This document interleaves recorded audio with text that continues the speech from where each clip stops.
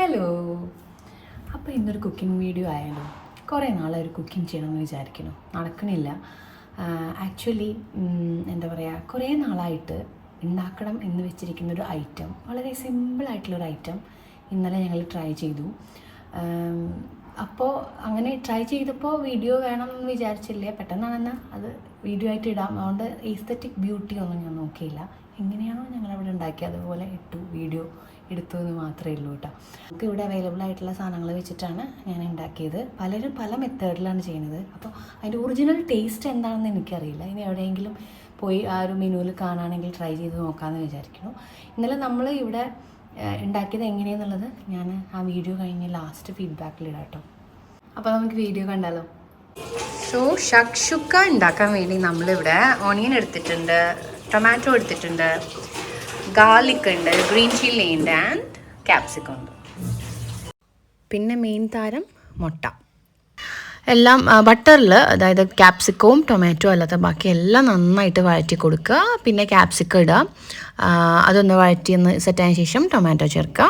പിന്നെ നമ്മുടെ പൊടികളൊക്കെ ചേർത്ത് തുടങ്ങാം. മഞ്ഞൾപ്പൊടി, മുളക് പൊടി, ഉപ്പ്, ഗരം മസാല ഉണ്ടെങ്കിൽ അത്, പിന്നെ ജീരകം മെയിനായിട്ട് അത് ഉണ്ട്, ജീരകപ്പൊടി ഉണ്ട്. അപ്പോൾ അതൊക്കെ ഒന്ന് നമ്മുടെ ഇഷ്ടത്തിന് ചോയ്സിനനുസരിച്ചുള്ള പൊടികളൊക്കെ ആഡ് ചെയ്യാം.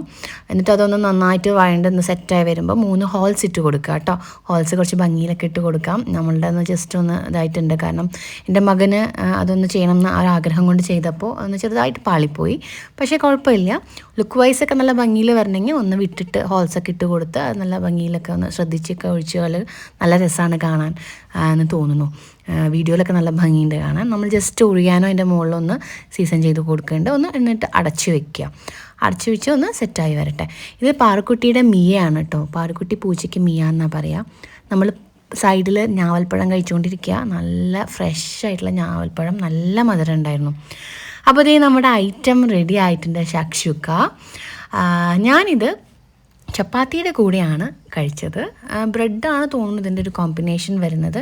എന്തായാലും അത്ര വാവ് അല്ലെങ്കിലും കുഴപ്പമില്ല. അപ്പോൾ അത് കഴിച്ചപ്പോഴുള്ള എക്സ്പീരിയൻസ് ഞാൻ പറയണ്ടേ. ടേസ്റ്റ് വൈസ് നല്ലതായിരുന്നു. ഷക്ഷുക്ക, ജീരകം, ആ ഒരു ഫ്ലേവർ അത്രയും ഇൻഗ്രീഡിയൻസിൽ കിട്ടും. പക്ഷേ എനിക്ക് തോന്നിയത് എന്താണെന്ന് വെച്ചാൽ, അത് നമ്മളുടെ റിലേഷനിലേക്ക് വരുമ്പം നമ്മളൊരു ടൊമാറ്റോ റോസ്റ്റോ ഉള്ളി റോസ്റ്റൊക്കെ ഉണ്ടാക്കുമ്പോൾ ഇങ്ങനെ എഗ്ഗ് വെച്ച് ചെയ്ത് കഴിഞ്ഞാൽ കുറച്ചും കൂടി നന്നായിരിക്കില്ലേ എന്നെനിക്ക് തോന്നി. അത് ചപ്പാത്തിയുടെ ഒക്കെ കൂടെ കഴിക്കാൻ. അത് ആക്ച്വലി ഷക്ഷുക്ക ബ്രെഡ് കോമ്പിനേഷൻ ആണെന്ന് തോന്നുന്നു അല്ലേ. അപ്പോൾ വേറെ ഫ്ലേവർ വേണ്ടവർക്ക് അത് ട്രൈ ചെയ്യാം. പിന്നെ നമ്മുടെ കേരള തനി നാടൻ ടേസ്റ്റിലേക്ക് അങ്ങനെയും ചെയ്യാം. അപ്പോൾ അങ്ങനെ ഒരു ഐഡിയയും കൂടി കിട്ടി. അപ്പോൾ ഇനി നെക്സ്റ്റ് ടൈം അതും കൂടി ഒന്ന് പരീക്ഷിച്ച് നോക്കാമെന്ന് വിചാരിച്ചു. അപ്പോൾ വീഡിയോ ഇഷ്ടമായിച്ചാൽ ലൈക്ക് ചെയ്യുക, ഷെയർ ചെയ്യുക, കമൻറ്റ് ചെയ്യുക, സബ്സ്ക്രൈബ് ചെയ്യുക.